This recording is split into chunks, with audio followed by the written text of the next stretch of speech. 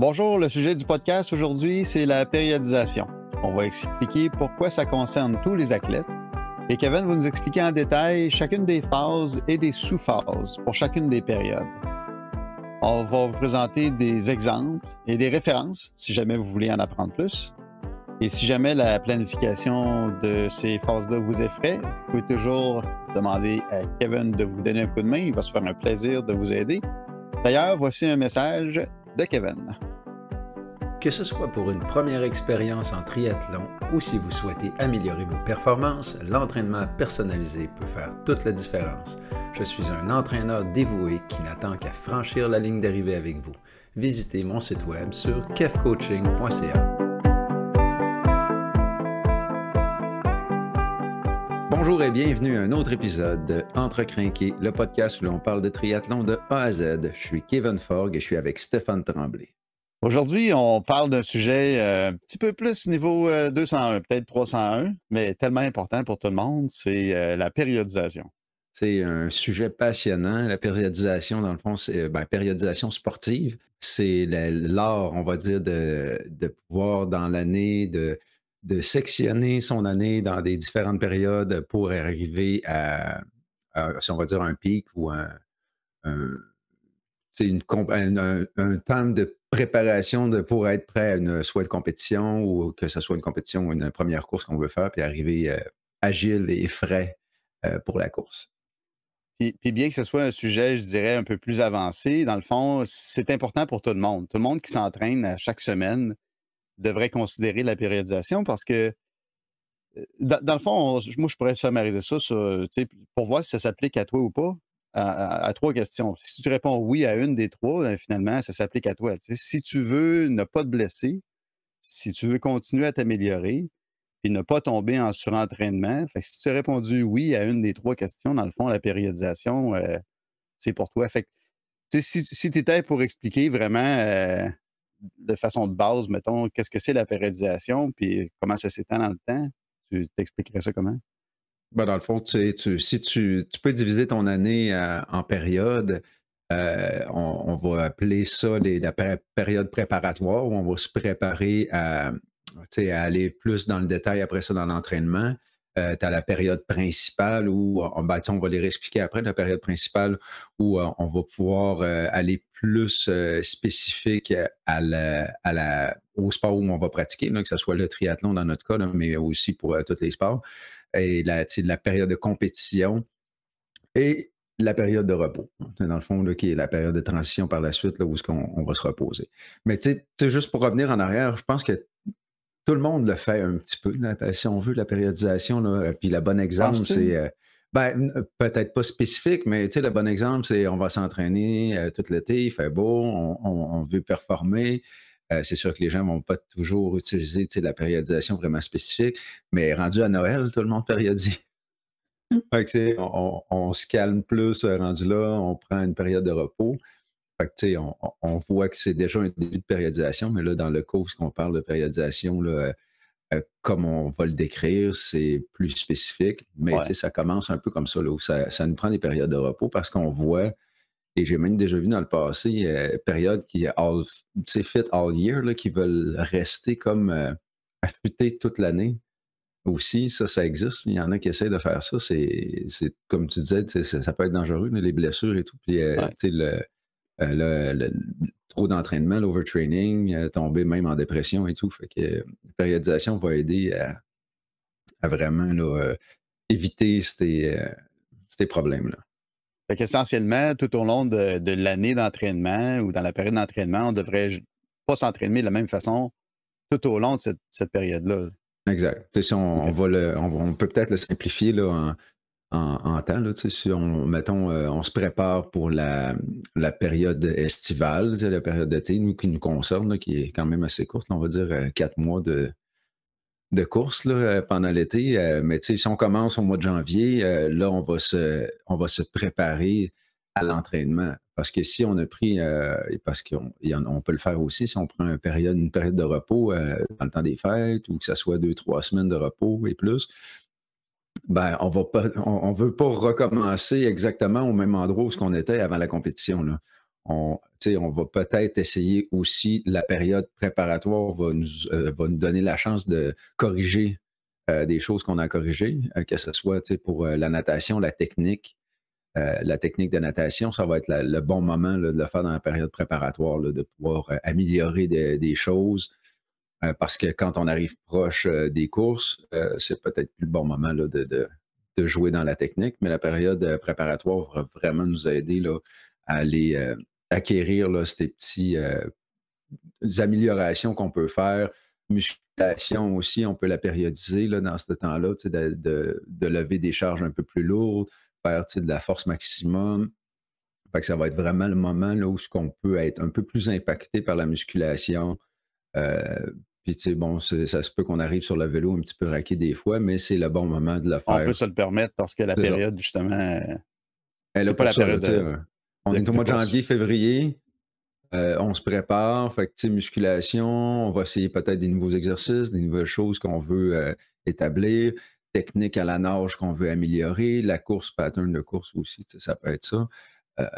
Et le vélo, cadence, les choses comme ça à améliorer. Fait que, c'est vraiment la période préparatoire qui va être bonne pour faire ça. Fait que là, ça, on a fait janvier, février, on arrive à mars. Là, on peut arriver dans la période principale, ou build là, en anglais. La première période, c'est quoi? Excuse? Principale de base. La première, c'est de base. Oui, exact. Ou de préparation? Ou de préparation, c'est ça. OK. J'ai-tu dit principale? Ben, t'as dit principal, mais dans le fond, la Ah non, première, c'est ça. la première C'est ça, période, c'est. la première période, c'est préparation, OK. base. Après ça, la deuxième, c'est principal, où ce qu'on va plus vraiment là, axer nos efforts sur un entraînement qui ressemble à ce qu'on veut produire pendant les événements. Que ce soit vraiment la course.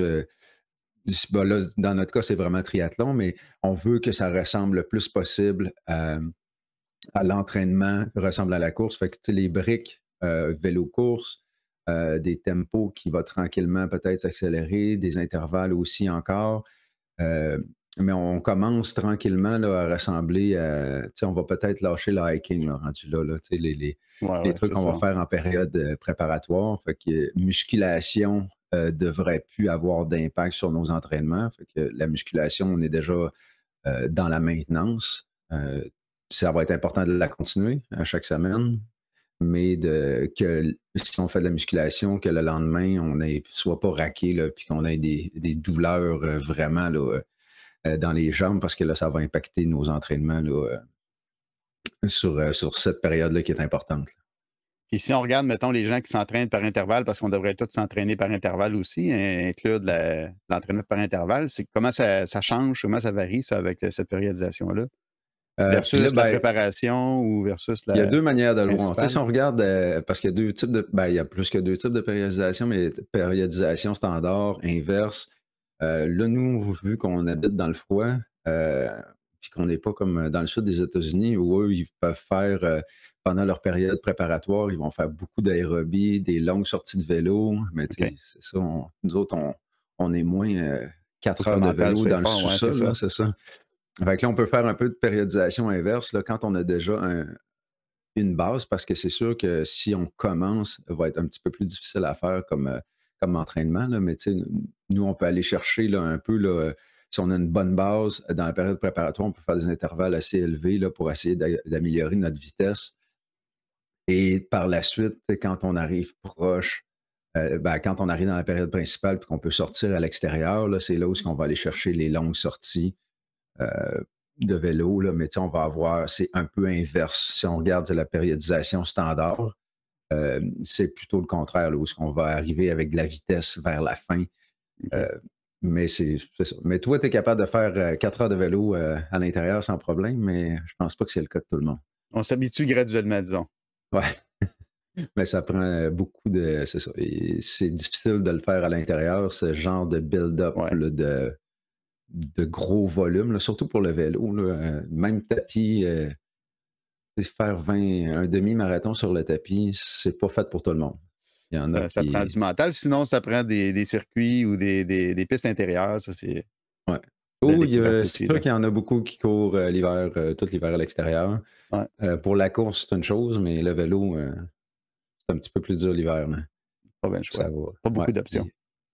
Puis ça aussi, c'est une bonne manière de l'expliquer. Dans la période préparatoire, on peut faire des intervalles sur vélo de route ou aussi à l'intérieur. Mais quand on est rendu dans la période principale, si on a un vélo de triathlon, il faut penser à vite retourner dessus là, parce que la position est très différente. Fait que, Ouais. oui, en période préparatoire, on peut travailler des aspects, cadence ou même force sur le vélo de route. Mais il ne faut pas que ça dure trop longtemps là, parce qu'on veut retourner dans la période principale sur notre position ou à laquelle on va participer à nos événements. Mais tu sais, tu parles de vélo de route versus vélo de triathlon, mais j'imagine que ça s'applique aussi à des gens. Tu sais, c'est pas tout le monde qui ont des trainers, là, puis il y en a beaucoup qui Ouais. s'entraînent avec des vélos de spinning, puis il y aurait peut-être avantage eux aussi, là, tu sais, à avoir leur vélo là, qu'ils utilisent pendant la compétition sur un trainer. Pas obligé d'être un trainer intelligent non plus, là. Non, Ça peut être d'avoir un un trainer trainer bien mécanique usagé, puis ouais. Ça fait, mais encore là, comme tu as utilisé spinning, c'est un bon exemple. Le vélo de spinning, ça fonctionne aussi. C'est sûr qu'on n'est pas sur la position idéale de du ça vélo qu'on va réplique pas avoir le. pour Ouais, le. c'est ça. C'est ça, ça réplique pas, mais ça reste qu'on peut faire du fitness sur un vélo de spinning. Là, c'est très, Ouais. très bon. Là. Il y a pas de. Fait que si on n'a pas accès à un trainer, c'est mieux que rien. Vélo de spinning, puis aussitôt qu'on peut sortir à l'extérieur, utiliser le vélo, que ce soit vélo de route ou vélo de triathlon, n'importe quel autre type de vélo, de commencer à l'utiliser pour être sûr d'avoir la forme appliquée sur le vélo avec lequel on va participer à nos événements. Ouais, parce qu'essentiellement, on s'habitue, on se rend à l'aise aussi, on devient confortable avec notre vélo et de construire aussi cette endurance-là, peut-être, là. Il Ouais. y a des Ben, gens qui vont. les muscles travaillent pas de la même manière. Tu sais, le meilleur exemple, c'est vraiment vélo de route versus vélo de triathlon où la position est complètement différente. Tu sais, sur le vélo triathlon, on va utiliser la chaîne extérieure beaucoup plus là, des fesses, ischio, tu sais, jusqu'au mollet. Si on est plus droit sur le vélo de route, puis que le jour de l'événement, on passe un vélo triathlon, ça risque de faire mal. Ouais, c'est ça. Et pas juste mal, les blessures et tout, mais on n'aura pas de plaisir, là, c'est sûr. Ouais. Ça risque d'étirer. Fait que ça, c'est la période principale que tu viens de revoir là, là.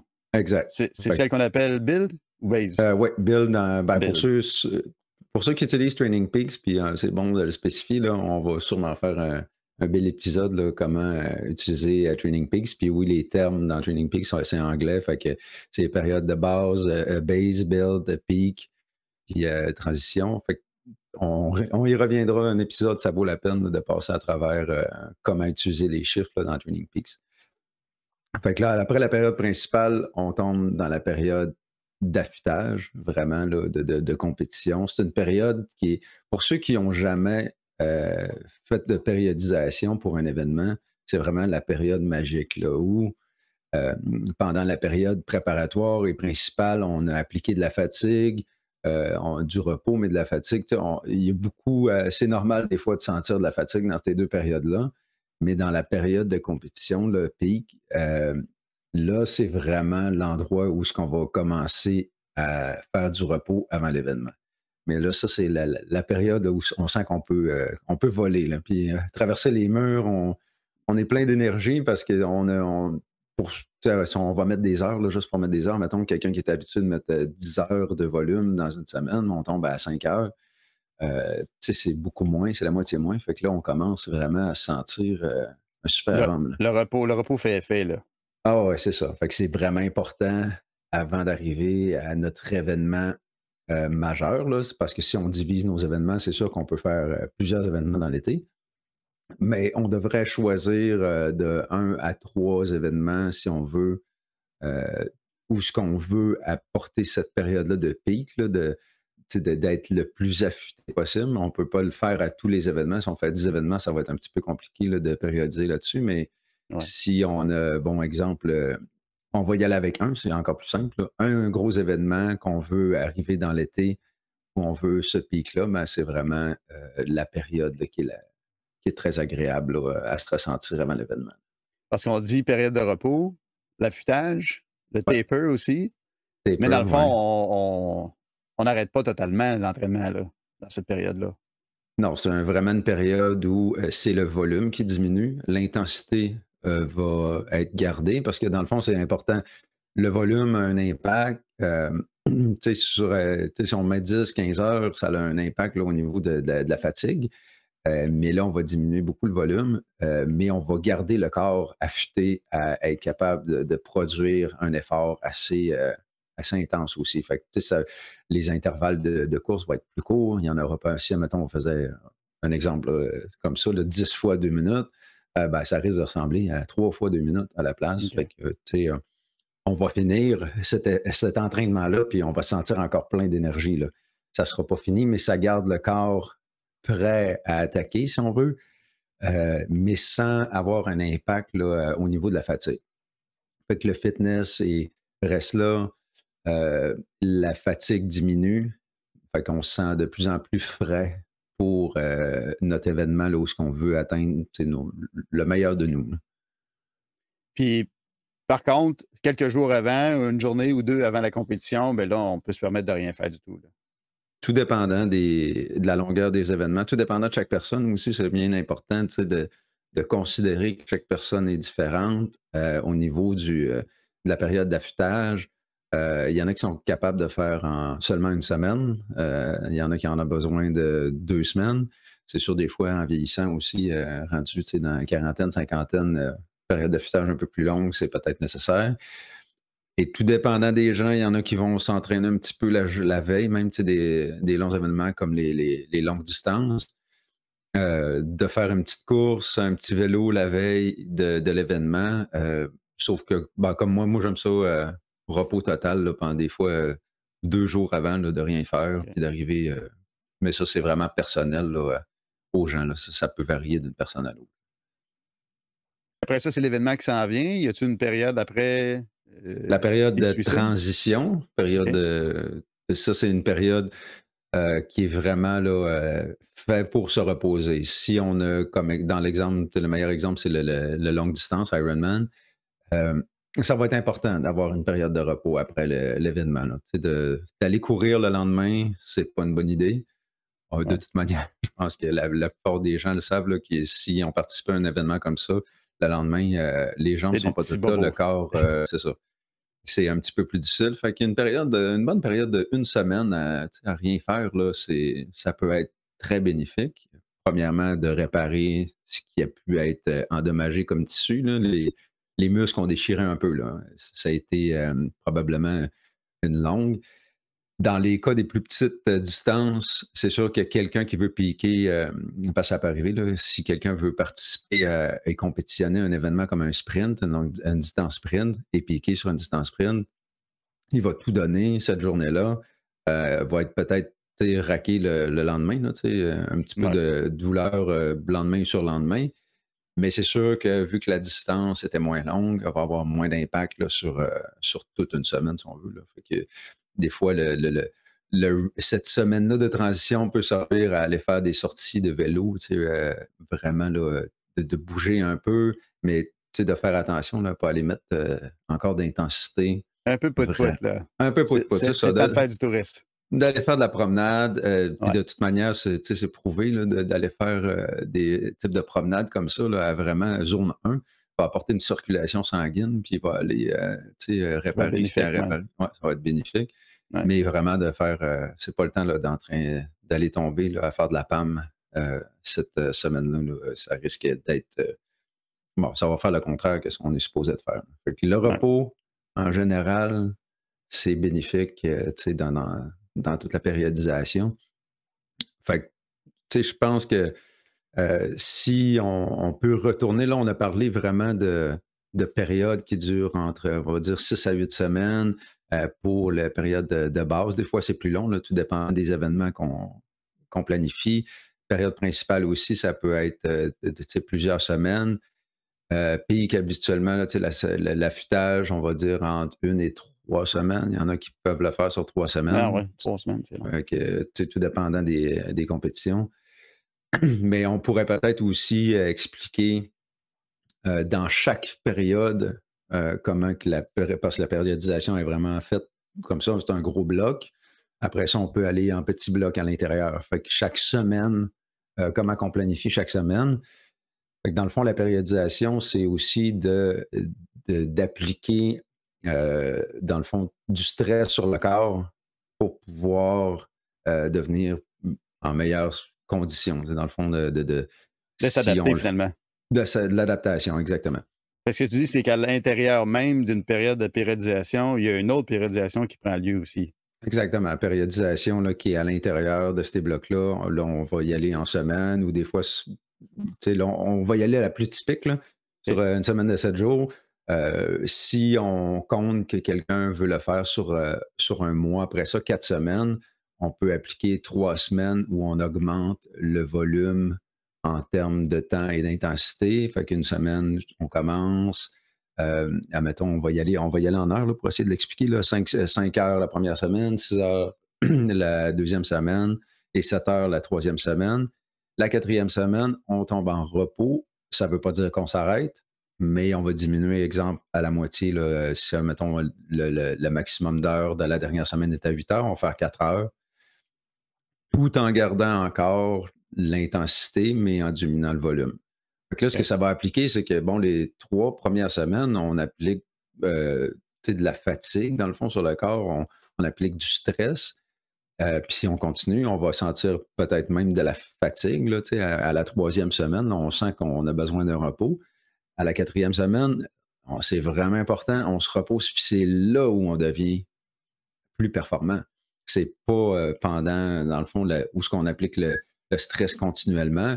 Là, on applique une surcharge et pendant la période de la quatrième semaine où on se repose, là, on a de la surcompensation. C'est là où ce qu'on va devenir plus performant, vraiment. Fait que c'est Là, on cette s'entend, période-là qui est on importante. dit repos, là, mais c'est la durée qui est diminuée. Exact. Là. Fait que tu sais, vraiment en chiffre, là, très facile, c'est ça pour l'expliquer. Si la troisième semaine, on est à 8 heures d'entraînement, ben on va tomber, exemple, à 4 heures cette quatrième semaine-là, et on va garder l'intensité qu'on était capable de tenir, mais tout en diminuant le volume. Fait qu'encore là, si les exemples d'intervalles, on était à 8 intervalles, on va tomber à 4 intervalles. Fait que, tu sais, on diminue une moitié. Ça, c'est une bonne, une bonne règle, si on veut. Là. Fait que là, on parle en heures. Pour ceux qui utilisent Training Peaks déjà, ben, on le sait, c'est des TSS. C'est avec ça qu'on se base. Mais ça, on le reverra, c'est ça dans un autre épisode. Mais c'est juste pour donner l'exemple, pour que ça soit facile à la compréhension. Oui, facile parce que ça a de l'air compliqué. Quelqu'un qui écoute ça là, pour une première fois, là, il peut faire le saut un petit peu. Puis c'est là que finalement, de faire affaire avec un coach, ça devient important parce que le coach va tout faire ta planification pour toi. Puis tout ce que tu as à faire après ça, c'est de suivre les entraînements au jour le jour. Fait que dans la grande périodisation, si on dit la préparation, par exemple, ça va être l'objectif qui va être différent, ça va être le type d'entraînement. Puis à l'intérieur de la périodisation, c'est là vraiment que là, on va construire, toujours en ayant en tête le grand objectif de cette grande période-là, finalement, mais y aller de façon graduelle. C'est ça? Exact. OK. Fait que, ça va se refléter. Même chose, bon, que ce soit dans la période préparatoire ou principale, où encore là, on va appliquer de plus en plus de stress sur le corps avec une période de repos. Là, tantôt, on l'a dit sur, mettons, 4 semaines. Il y en a qui font aussi, là, 3 semaines où on augmente le stress sur le corps. Il y en a qui le font en 2 semaines aussi, là, 2 semaines d'augmentation de surcharge et 1 semaine. Fait que certaines personnes le font sur 3 semaines. Là. 2 semaines de surcharge, 1 semaine de repos. Plus on vieillit, j'imagine, plus le Il y en a repos, il y en a qui aiment ça le faire, probablement, c'est ça, plus on vieillit. Mais ça, c'est tout dépendant de chaque personne, ou ça pourrait être même pour quelqu'un qui débute, qui n'a aucune base en termes d'activité physique. Là. OK. Quelqu'un, du jour au lendemain, est inspiré, veut faire son premier triathlon. Il y a une base à appliquer si quelqu'un n'a jamais fait d'activité physique, ou presque pas. Là. Il faut y aller, comme tantôt je parlais de périodisation inverse. On ne va pas appliquer des intervalles à haute vitesse à quelqu'un qui n'a jamais couru ou qui n'a jamais appliqué ça. On va vraiment le suivre là, dans la périodisation plus régulière, où on va y aller préparatoire, on va aller en niveau aérobique, marche, jogging, des trucs comme ça. On va aller en piscine, ça peut être compliqué en piscine si quelqu'un n'a jamais nagé. Pour ceux qui l'ont déjà fait, puis qui ont déjà apprivoisé l'eau et qui n'avaient jamais nagé avant, quand on commence à nager, là, on est tout le temps le cœur essoufflé. C'est difficile. Fait qu'il faut vraiment appliquer les bases avant de pouvoir s'en aller vraiment spécifique à notre événement de triathlon qu'on veut effectuer dans l'été. Fait que c'est bien de se prendre tôt pour quelqu'un qui en a jamais fait. Fait que on dit, bon, mois de janvier, ça fait bien avec Ouais. l'arrêt des fêtes, là, mais Puis là, ben, on est au mois de septembre, fait que, tu sais, fin septembre, mais c'est le temps de commencer déjà à planifier de quoi va avoir l'air nos compétitions, ça va être quand? ouais. Et faire le timing en conséquence de nos compétitions, justement.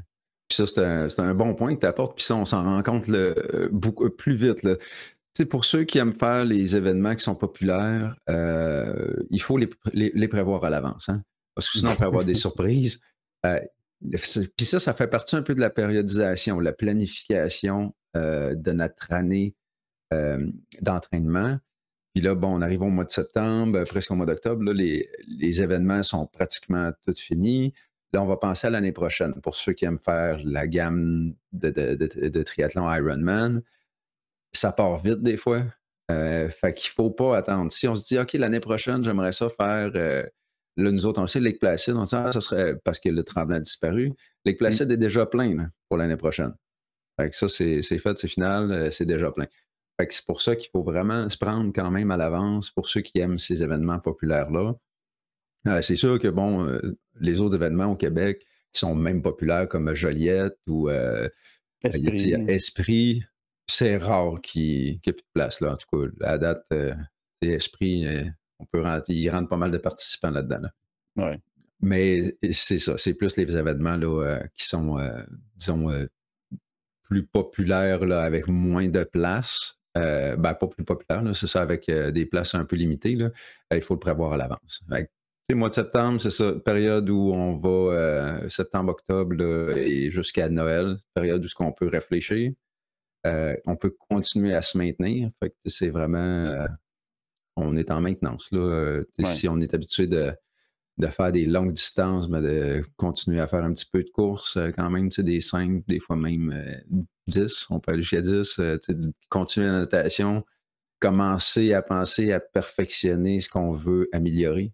Dans la nage, la course, ça va être quoi notre plan? Fait que, de planifier, c'est la meilleure chose qu'on peut faire là, si on veut performer aussi, puis si on veut pas se blesser. Fait que, c'est de vraiment planifier notre année à l'avance, de savoir où est-ce qu'on veut aller, nos buts qu'on se donne, les événements qu'on veut faire, c'est où est-ce qu'on veut avoir notre pic de performance. Ou que ça soit, je dis, la performance, mais même pour quelqu'un qui veut faire son premier, d'arriver à son premier événement le plus frais possible, le plus dispo là, à pratiquer l'événement, là, que ce soit physiquement puis mentalement. Là. J'aurais peut-être dû te poser la question au début, mais tu sais, ça sort d'où la périodisation? Tu sais, puis on dirait que dès qu'un athlète est un petit peu sérieux, il devrait faire de la périodisation. Là. Mais tu sais, c'est éprouvé. C'est des principes, c'est des principes qui datent quand même d'assez longtemps, là, de plusieurs, même je crois, faudrait que je vérifie, je ne veux pas rien dire mais les années 60, là, il y a un monsieur Bompa là, qui serait le père de la périodisation, OK. qui a établi les bases. Il y a eu des recherches aussi, de démontrer que sur une série d'athlètes, de périodiser, on peut avoir des performances beaucoup plus adéquates là, pour un événement. Puis ça, je l'ai déjà rencontré, quelqu'un qui veut être fit all year, là, vraiment performer toute l'année sur les 12 mois de l'année, les chances de blessure, puis ça arrive. Là, les blessures sont là. Fait que, la périodisation est vraiment bien.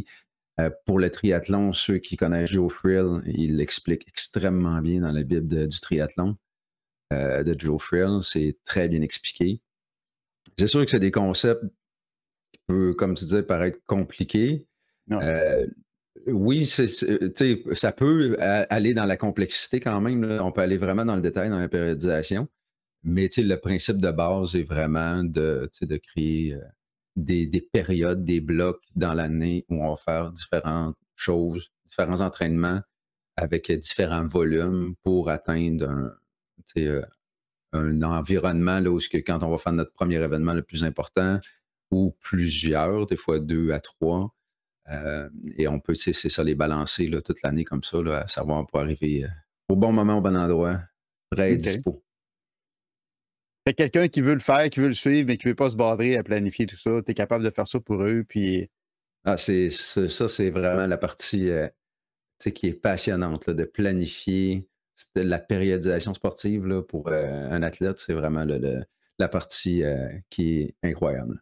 OK. De voir aussi tu sais, l'athlète qui s'habitue à ça, de voir comment on peut se sentir dans une semaine de repos. C'est vraiment très différent. Puis tu sais, je pense que tu peux en parler là, de comment qu'on arrive dans la période d'affûtage. Là, comme nous autres, on le dit, on a le couteau dans les dents, là. Ouais, ouais, ben, avec le repos qui est là, puis là, tu sens que tu as toute la forme possible pour attaquer l'événement. C'est absolument ben, c'est une bonne période. C'est Ouais. difficile. C'est difficile quand même parce que dans le sens que tu en ferais beaucoup plus, tu es obligé de te limiter, tu sais. Tu es obligé de te limiter presque à la moitié de ce que tu es habitué de faire. Fait que quelqu'un qui aime s'entraîner, cette période-là peut être difficile un peu là, à vivre, là. Ouais, ben, c'est difficile. Ouais, comme tu dis, c'est vrai que euh, tu sais, le repos est tellement sous-estimé, Ouais, souvent dans l'entraînement. Les gens pensent que de s'entraîner le plus fort possible, le plus longtemps possible, on va devenir, tu sais, on arrête de s'entraîner une journée puis on perd du fitness. pas de même ça marche. C'est pas comme ça que ça fonctionne. Puis même, tu sais, il y en a qui vont le remarquer. Tu arrives proche d'un événement, puis là, tu manques des entraînements pour n'importe quelle raison, que ce soit familiale ou tu sais, maladie ou quoi que ce soit, empêchement. Tu vas arriver à l'événement, puis tu vas exploser, mais peut-être parce que tu as manqué C'est ça, parce que tu es certains reposé, ouais. entraînements, puis tu t'es reposé. Le repos est complètement souvent sous-estimé. C'est la base presque tu sais, tu sais, d'être frais pour l'entraînement, c'est le repos. C'est là où vraiment les muscles se réparent, la mécanique tu sais, de la surcharge, surcompensation va agir. Puis c'est vraiment c'est le moment magique, là. OK. OK, puis donc, au niveau de la périodisation, donc, quand on termine la période, on tombe l'affûtage, après ça, on a notre compétition. Après ça, comment est-ce qu'on continue quand on a d'autres compétitions, d'autres événements à venir? Ah ben, c'est là où tu sais, la périodisation qu'on vient d'expliquer, préparation principale, compétition et affûtage, va pouvoir se remettre dans une autre période. Si bon, on a fait notre première période de compétition, on va dire le 1er juillet, avec une période de transition d'une semaine, ben là, on va retomber dans soit, tout dépendant si l'événement est au mois d'août, au mois de septembre, on va retomber soit en préparation un petit peu pendant une semaine ou deux, OK. ou parce que ça va être important, surtout si c'est un événement qu'on a fait avec beaucoup d'impact. On va avoir notre période de transition. On va peut-être pas retomber directement en période principale. On va vouloir retourner un petit peu en arrière, retourner de sa aérobie, recommencer un petit peu, redémarrer le corps pour voir si tout va bien, pas de blessure. Et là, on va tout de suite retomber en période principale, réaffûtage, et on va retomber sur notre OK. pic, tout dépendant si on a un, deux ou trois pics de planifier dans l'année. Euh, Fait que là, c'est ça. On va pouvoir reprendre ces blocs-là, les remettre, tout dépendant, c'est individuel aussi, là, tout ce que, tu sais, comment la personne se sent, combien de temps on va passer en période principale ou en période préparatoire. Ça, c'est à voir avec l'athlète, mais ouais, c'est vraiment, on peut reprendre et recontinuer tout au long de la saison, tout dépendant si on a d'autres pics prévus ou complètement des événements qu'on veut faire qui vont être plus de type, on va dire, entraînement. Tu sais, un événement où on veut, ça fait partie aussi de la périodisation. On ne veut pas toujours avoir des événements qui tombent sur notre période la plus forte. Ça peut faire partie de l'entraînement. Pour quelqu'un qui veut faire un Ironman, ça se peut que le mois d'avant ou 5 ou 6 semaines avant, il va avoir un demi de planifié, mais on ne veut pas piquer, là. On ne veut pas tout donner notre vie sur cet événement-là. On va peut-être se retenir un Ouais. peu même pour pouvoir faire cet événement-là et continuer l'entraînement des fois, pas la journée d'après, mais l'autre journée Ouais, par le la suite. considérer Puis comme un gros entraînement, finalement. c'est ça, exactement, parce Ouais. qu'on le sait, surtout pour des distances, des longues distances triathlon comme Ironman, on peut, on peut avoir des entraînements qui vont durer le temps d'un demi. Mais on peut le pratiquer dans un événement. C'est ça qui est le fun aussi. Tu sais, le triathlon, c'est un peu ça, c'est les événements qu'il fait. d'avoir dans notre périodisation plusieurs événements, que ce soit sprint, après ça, olympique, demi-longue distance, longue distance, de tout le prévoir dans notre périodisation avec les périodes de pic, mais aussi des événements qu'on ne veut pas nécessairement arriver le plus frais, puis qu'on veut que ce soit comme tout simplement pour le plaisir ou tout simplement pour faire de la pratique pour un événement plus important. Puis quelqu'un qui veut en apprendre plus, ben, kevcoaching.ca, il peut te communiquer avec Toujours toi. me Puis, rejoindre avec moi, ça va faire un plaisir. y a-t-il d'autres ressources, des ouvrages références? Tu parlais de C'est Joe sûr Friel tantôt. que, Comment bon, tu ouais, écris ça, Friel? Joe Friel, F-R-I-E-L. F-R-I-E-L, ouais. Joe Friel, ça a été un entraîneur aux États-Unis qui a été très populaire, puis il l'est encore, là, il est plus jeune, mais il y a beaucoup d'ouvrages déjà de fait. C'est une référence, là, c'est quelqu'un qui est respecté dans le domaine. Là. Fait que c'est la Bible du triathlon. Je dirais, là, il est rendu à sa 4e édition. C'est bien expliqué, c'est facile à comprendre, c'est vraiment bien vulgarisé. C'est un bel ouvrage. Là. Sinon, c'est ça, pour la périodisation, il y a des ouvrages plus universitaires un peu, là, si on veut. Dr. Bompa ou Vladimir aussi, qui est vraiment là, sur les blocs de périodisation, mais plus en détail encore. Okay. Mais là, ça, c'est peut-être moins de la lecture de cheval là, pour le soir. OK. Cool. C'est vraiment les... Puis aussi, périodisation, c'est pas seulement pour le triathlon, ça s'applique à plusieurs sports. Quelqu'un qui a du cyclisme ou de la course à pied, de la natation, même musculation aussi. Là, ceux qui font du bodybuilding ont une périodisation là, de prise de masse, de sèche et tout. Fait que, ça s'applique à plusieurs sports. Fait que c'est vraiment ça sort pas de périodisation sportive, c'est quelque chose qui sort d'études, de recherche. C'est prouvé, là. C'est ça, les Olympiens l'utilisent, les pros l'utilisent. Les amateurs aussi devraient l'utiliser, dans le fond. Hein? Bon, oui, ben, tout ce qui est... C'est ça, c'est bon pour les amateurs, comme tu disais. Le pire pour un athlète ou quelqu'un qui commence, c'est d'avoir des blessures. C'est la pire chose. Ben, ça, au moins, on met plus les chances de notre côté là, pour éviter les blessures, la surcharge, le trop d'entraînement, dépression, là, ça va jusqu'à là. Si on ne suit pas notre corps, on n'écoute pas notre corps. Fait que si au moins on le planifie dans un calendrier, encore là, toujours planification, calendrier, quand c'est écrit, c'est plus facile à suivre. Ouais. Fait que stick to the plan. Et il y a moins de chances d'arriver des surprises dans ce temps-là. Ouais. Je pense que ça fait pas mal le tour. Hein? Faire le tour, je pense. C'est le temps là, de planifier. Alors, octobre s'en vient assez rapidement. Les longs mois à l'intérieur pour s'entraîner. Il faut aussi bien de le faire comme il faut en suivant cette planif-là. Merci pour les explications. C'est clair. Ça fait plaisir. Merci de nous avoir écoutés. Puis à une prochaine émission sur Entre Crinqués. Merci tout le monde.